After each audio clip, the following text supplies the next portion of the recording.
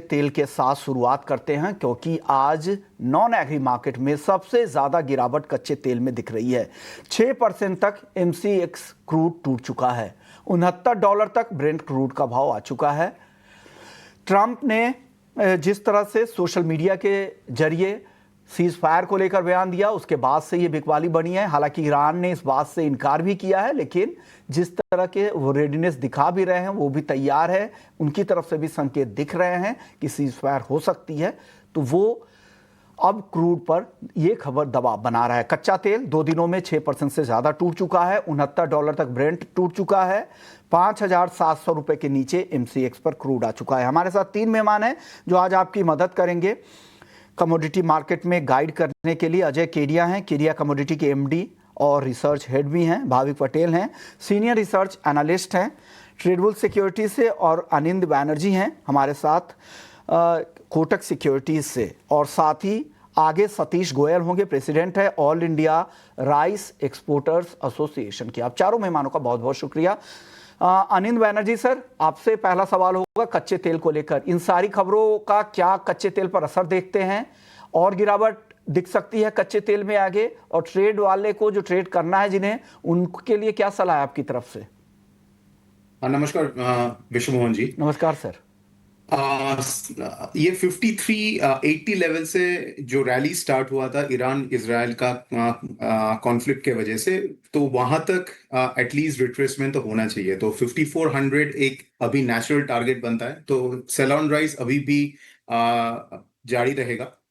और अगर cell of ज्यादा रहा तो 5200 तक भी जा सकता है, क्योंकि ये जिस हिसाब से अभी सीजफायर की तरफ मतलब ये कॉन्फ्लिक्ट गया है, उसके वजह से जो जियोपॉलिटिकल एक रिस्क प्रीमिया था ऑयल प्राइसेस में, वो काफी हद तक आपका एलिमिनेट हो चुका होगा, और जिसके कारण ऑयल प्राइसेस में और गिरावट हो सकता है।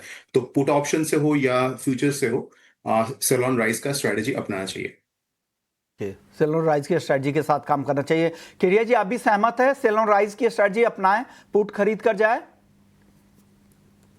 नमस्कार विश्व जी। नमस्कार सर। बिल्कुल, देखिए अगर हम मार्केट में वॉलिटिलिटी देखें तो एक्सट्रीम है। जिस ढंग से हमने देखा था कि पिछले हफ्ते इवेंट बढ़े थे तो हमने अपर सर्किट लगते हुए देखा, और आज इस वक्त जब हम बात कर रहे हैं तो जैसी न्यूज आई, हम लोअर सर्किट मतलब 6% के नीचे अभी लोअर सर्किट ओपन हो चुका है, जो 5680 के नीचे आ चुका। वॉलिटिलिटी देखिए एक्सट्रीम है। बिल्कुल डोनाल्ड ट्रंप के ट्वीट के बाद ये गिरावट जरूर आई है, बट अभी भी अनसर्टेनिटी लगी रहती है, क्योंकि कुछ चैनल्स का मानना है कि अभी भी जो सीज फायर की अपडेट है वो ईरान की ओर से अभी तक आया नहीं है। हालांकि पूरा ट्रेंड अभी भी वीक रहेगा। डॉलर टर्म्स में बात करें तो मुझे लगता है वापस जहां से ये रैली स्टार्ट हुई थी वहां पे जाकर ये पॉज होती हुई दिखाई दे रही। इनफैक्ट उसके नीचे भी जा सकता है, बिकॉज यूएस ने भी कहा है हम प्रोडक्शन और बढ़ाएंगे, और जानते भी हम 2025 में सप्लाई काफी अच्छी डिमांड के मुकाबले। तो पुट के जरिए भी आप एंटर कर सकते हो, जहां पे 5800 का पुट लेके चलिए, 260 पे 170 का स्टॉप लॉस रखिए।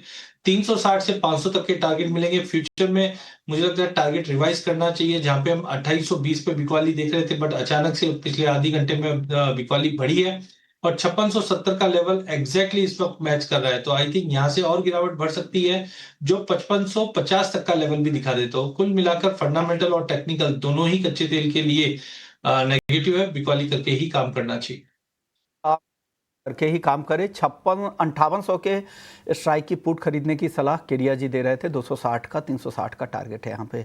आप बताइए भाविक, आपकी कॉल क्या है कच्चे तेल पर? Good morning Vishnu ji. Good morning sir. देखिए, यस, मुझे भी लग रहा है कि कच्चा तेल जो है वो गिरावट कंटिन्यू रह सकती है। इनफैक्ट MCX में अगर देखें तो मुझे लग रहा है 5500 भी आ सकता है। तो आज के दिन अगर देखें तो I think sell on rise की रणनीति रखनी चाहिए, या तो आई थिंक पुट ऑप्शन है वो ज्यादा बेहतर रहेगा वॉलेटिलिटी देखते हुए। तो 5650 का जो पुट ऑप्शन है वो बाय करके चल सकते हैं। 220 के करीब 280 से 300 का टारगेट रहेगा, 195 का स्टॉप लॉस रहेगा, और मुझे भी लग रहा है कि यहाँ से जो बिकवाली है वो कंटिन्यू हो सकती है 5500 तक। गोल्ड की बात करते हैं। गोल्ड में भी गिरावट आज काफी दिख रही है। यहाँ 97,600 तक आ गया है। यहाँ पर भी गिरावट तेजी से बढ़ी है। शुरुआती कारोबार में भी 1% से ज्यादा की गिरावट थी। ये गिरावट अब बढ़कर 2% के आसपास होती जा रही है। केडिया जी, गोल्ड और गिर सकता है क्या? 97,000 के नीचे भी आज आ जाएगा क्या? देखिए मुझे गोल्ड में ज्यादा बड़ी तेजी दिखाई नहीं देती है। जैसे मैंने पिछले साल दिवाली पे आपके शो पे भी कहा था कि फर्स्ट हाफ तेजी का, सेकंड हाफ मंदी का। हालांकि हमने 3500 का लेवल 2 महीने पहले देखा था, उसके बाद से लगभग 10% की गिरावट दिखाई दी थी, बट यहाँ से हमने फिर से जियोपॉलिटिकल टेंशन के चलते ये तेजी जरूर बनी थी। कल मैं एक डेटा देख रहा था जहाँ पे विश्वन हमने देखा कि पिछले 20 सालों में या लास्ट 10 कॉन्फ्लिक्ट की अगर मैं बात करूं, और वो कॉन्फ्लिक्ट में अगर मिडिल ईस्ट इन्वॉल्व है, तो गोल्ड ने नेगेटिव ही रिएक्ट किया है। और कल काफी बड़ा दिन था, क्योंकि कल हमें भी उम्मीद ये थी कि लड़ाई जिस ढंग से बढ़ रही है गोल्ड गैप अप हो सकता है, बट कल 3400 के ऊपर बिल्कुल सस्टेन ही नहीं किया। इनफैक्ट आज जिस ढंग से हम पूर्ण विराम या सीज फायर की बात करें, तो गोल्ड में बिकवाली और बढ़ते हुए दिखाई दे रही। तो फर्स्ट ऑफ ऑल इंटरनेशनल की अगर मैं बात करूं, इमीडिएट मुझे लगता है $32-70 तक का टारगेट हम देख सकते हैं। वहीं एमसीएक्स की अगर बात करें, तो ऑलमोस्ट वॉल्टिलिटी बहुत एक्सट्रीम है एज ऑफ नाउ, बट 97,700 से लेकर 97,000 तक का लेवल हम फ्यूचर में देख पाएंगे। ओवरऑल ट्रेंड वीक रहेगा। सेफ्टी के पॉइंट ऑफ व्यू से आप गोल्ड मिनी का 9800 का पुट ले लीजिए 1600 रुपए में, जहां पे मुझे लगता है कि सेफ्टी रहेगी, बिकॉज वॉल्टिलिटी तो एक्सट्रीम रहेगी। और हायर साइड की अगर मैं बात करूं, तो ये आपको करीबन 2200 से 2500 तक का लेवल दिखा सकता है। तो ऑप्शन के जरिए ट्रेड करना चाहिए। ओवरऑल ट्रेंड टाइमिंग सोने में गिरावट भरा रहेगा। तो ये सलाह गोल्ड को लेकर। आप बताइए अनिल बैनर्जी जी, आपकी राय क्या है गोल्ड पर? यहां से कितनी गिरावट और देख रहे हैं आप? सर आज देखिए सेफ्टी ऑफ है मतलब ये कमोडिटीज मार्केट में। तो जैसे ऑयल गिर रहा है वैसे ही गोल्ड भी सेम फैक्टर के कारण, क्योंकि गोल्ड में मैं केडिया जी से सहमत हूं कि जब भी कोई जियोपॉलिटिकल इवेंट के कारण ऊपर जाता है तो वो सस्टेनेबल नहीं होता है। लास्ट टाइम भी एक हफ्ते पहले मैं यही बताया था कि गोल्ड में वो सस्टेनेबल फैक्टर होता नहीं है और वो फिर कंप्लीट रिट्रेस करता है। तो उसके हिसाब से हो सकता है ये 96,000 तक भी आ जाए गोल्ड, मतलब 96,000 96,200 तक, जो $32-70 टर्म्स में है स्पॉट में। तो सेल ऑन राइज का आज का ट्रेड रहेगा on on the gold market. चांदी को लेकर केडिया जी क्या लग रहा है आपको? चांदी में गिरावट कम रहेगी गोल्ड के मुकाबले, यहां पर क्या लग रहा है?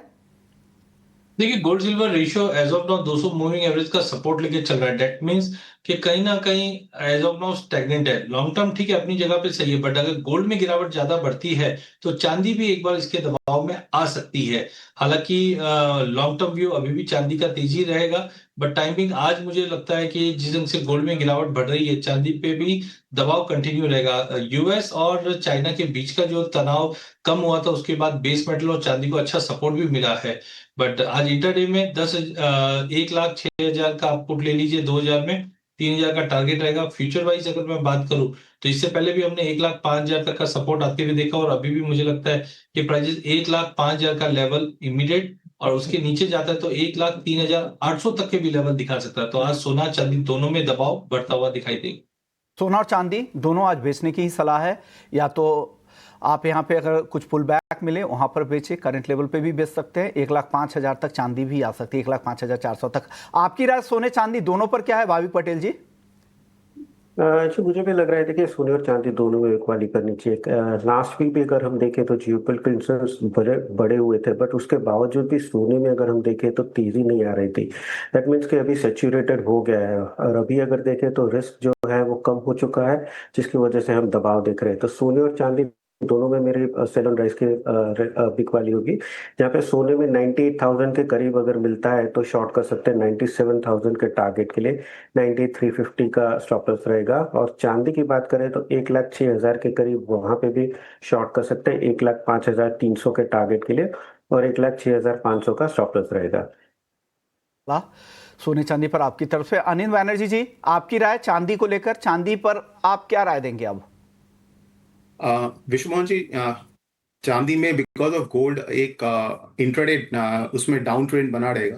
तो हो सकता है डॉलर टर्म्स में 3550 और या 35 ये डॉलर तक भी आ जाए। मगर अगर मुझे शॉर्ट पिक करना होगा आज के लिए तो मैं गोल्ड, क्रूड, मतलब जो एनर्जी पैक है टोटल, और गोल्ड, उसमें ही मैं फोकस करूंगा।